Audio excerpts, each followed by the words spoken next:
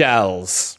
Bombs. Precision-guided munitions. HMS Warspite was hit by a lot of stuff, but she was a battleship. Taking hits was her job. I despise the hardships of war. That's Warspite's motto. For a ship that hated war, she was bloody brilliant at it. From Jutland, the defining naval clash of World War I, to every major theatre of World War II. Oh yeah, and she scored the longest ever battleship on battleship hits, because she always gave as good as she got, capable of dealing massive damage and taking it in return. Through form, through function, through action, she was everything a battleship was meant to be. The grand old lady who refused to die. This is HMS Warspite. Laid down in 1912 at Devonport on the south coast of England, Warspite was the second of the Queen Elizabeth-class battleships, but not the first Warspite. She was the 6th Royal Navy ship to bear that name. The original Warspite was a kind of galleon or great ship launched in 1596. Over the centuries, followed by ships of the line and an armoured cruiser. Fine vessels, no doubt, but none would equal the exploits of the 20th century battleship. And yeah, about that name, what exactly is a Warspite? Sure, it could refer to the spite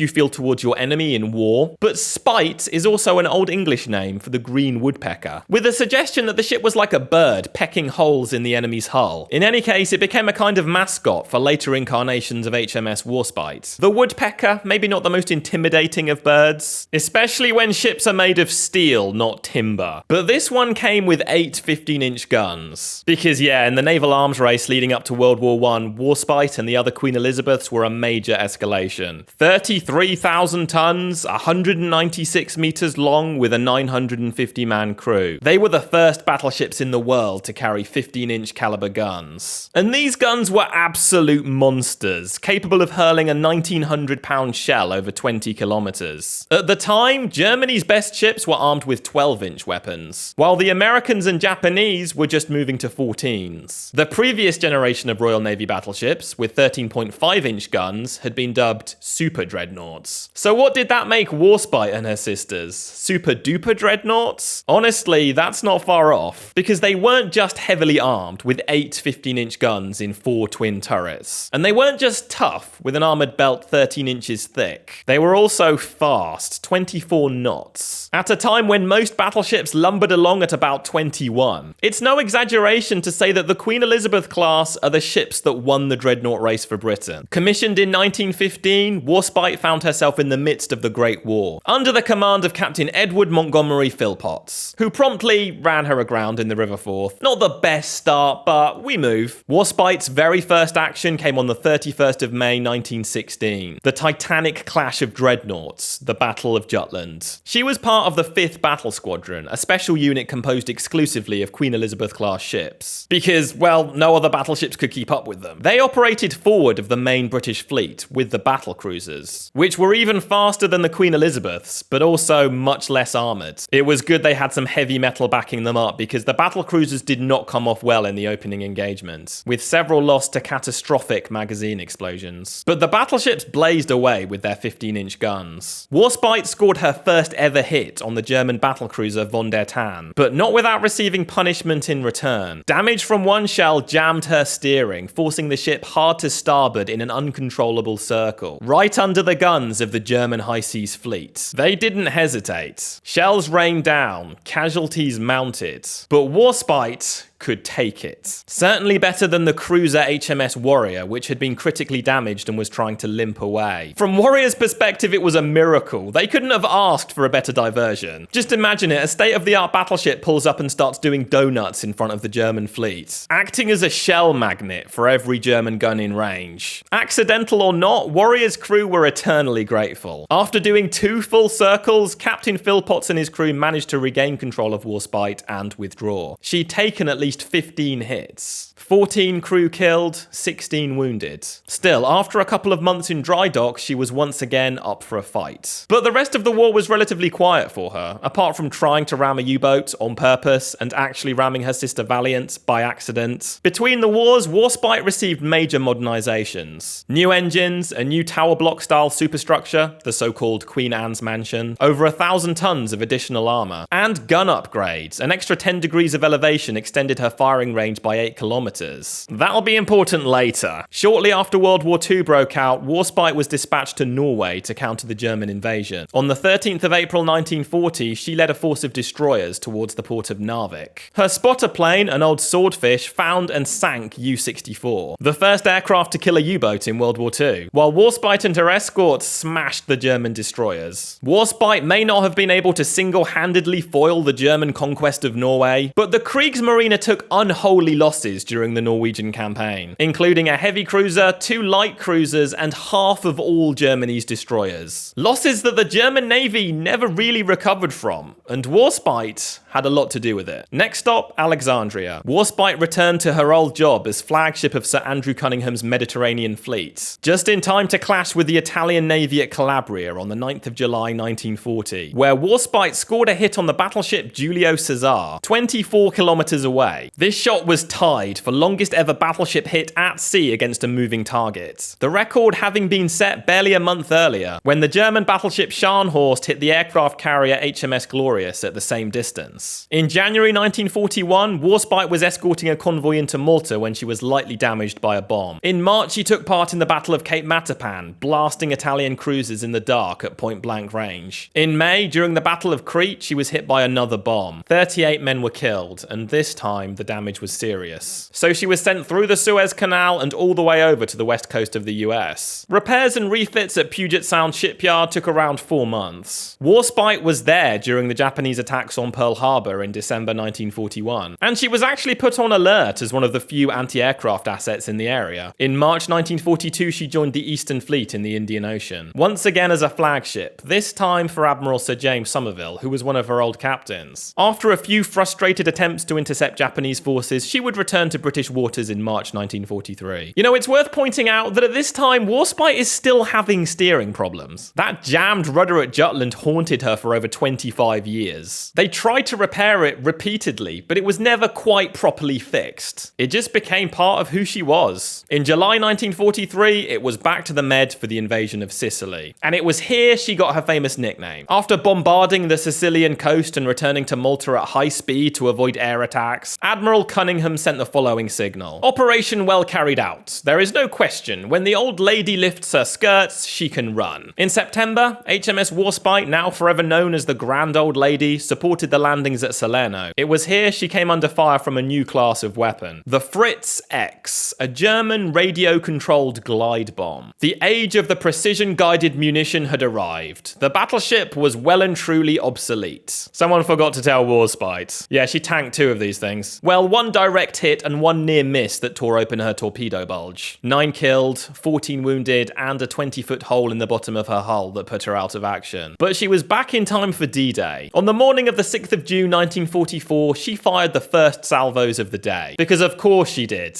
Minus 1 turret that couldn't be repaired. She still managed to run out of ammo shelling German positions. Several times. Then her gun barrels wore out. Then she hit a mine. But as soon as she was fixed up, restocked and rearmed, she returned once more to the French coast to resume shelling. Her final mission was in support of Allied forces opening the port of Antwerp. On the 1st of November 1944, she shelled German positions in the Scheldt estuary. These were to be the last shots she ever fired. For Warspite, the war was over, and the old lady was well overdue for retirement. There were calls to preserve her as a museum ship, but that would have been expensive, and Britain was broke. And maybe people assumed one of the newer battleships would be saved instead. Yeah, that worked out well. So in 1947, she was sent to the breakers yard. But on the way from Portsmouth up to Faslane, a storm hit. She broke free from her tugs and ran aground on the Cornish coast. Eventually, she just had to be scrapped where she lay. Warspite's hulk remained offshore until 1955. A fitting end for a ship that was impossible to ignore. To the very last, she demanded respect and refused to go quietly. Now, having heard all that, you might still be asking, what's so special about Warspite? Yeah, she did a lot of cool stuff, but so did other battleships. True, but Warspite is kind of unparalleled in her length and breadth of service, serving pretty much continuously for just shy of 30 years. 15 battle honours, 2 world wars, the most decorated ship in Royal Navy history. Those battle honours, incidentally, were inherited by the next Warspite in 1967, a Valiant-class nuclear submarine, and the mantle's about to be taken up again by a dreadnought Dreadnought-class ballistic missile sub. You know, when it comes to nuclear deterrence, Warspite is a name that feels right. But look, there are ships that have been around longer, like the American Iowa class. There are ships that may have a stronger claim to the title Unsinkable. USS Nevada, I'm looking at you. But there's something about Warspite. She just delivered